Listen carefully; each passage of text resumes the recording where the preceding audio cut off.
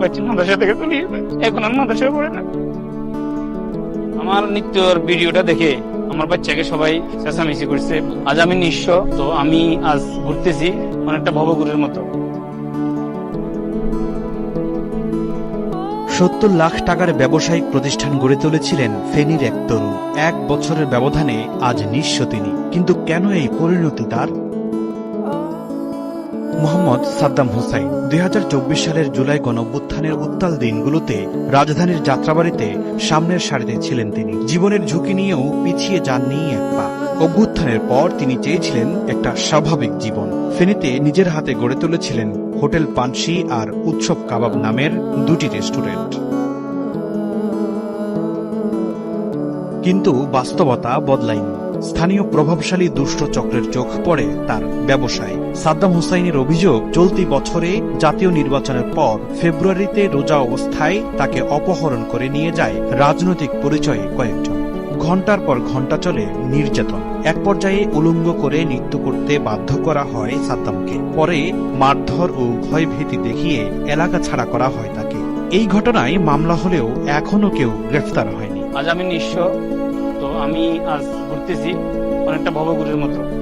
নাই কোনো আমার বাসস্থান, দাদা বাড়িতে বাসস্থান, পরিবার পরিজন সব দিশেহারা। আমার নৃত্যর ভিডিওটা দেখে আমার বাচ্চাকে সবাই চেঁচামেচি করছে, বিভিন্ন বলাবলি করতে, তো বাপরে না চাইছে।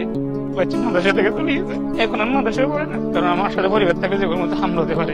আমার হচ্ছে যেন হামলা না হয়। মামলার নথি অনুযায়ী ভুক্তভোগীকে অপহরণের সাথে জড়িত শামীম কাউসার। অভিযোগ রয়েছে আগে ছাত্রলীগ করতেন আর এখন ছাত্রদলের রাজনীতির সাথে যুক্ত। কিশোর গ্যাং পরিচালনা করে থাকেন বলেও অভিযোগ রয়েছে। অমিত জেলা যুবলীগ নেতা আরচুর ভাতিজা। রাকিব ওরফে লাড্ডু, যিনি ছাত্রলীগ নেতা। রেজাউল করিম রিদওয়ান, তিনি ছাত্রলীগের রাজনীতি ছেড়ে বর্তমানে ছাত্রদলের রাজনীতিতে এসেছেন বলে অভিযোগ রয়েছে। ভুক্তভোগী জানান, বিএনপি নেতা জাফর আহমেদই তার রেস্টুরেন্ট দখলের সামনে থেকে নেতৃত্ব দিয়েছেন। এছাড়া এর সঙ্গে জড়িত রয়েছেন পৌর ছাত্রদল নেতা রিজন, ছাত্রলীগ নেতা আমজাদ ও রবিউল ইসলাম রাকিব।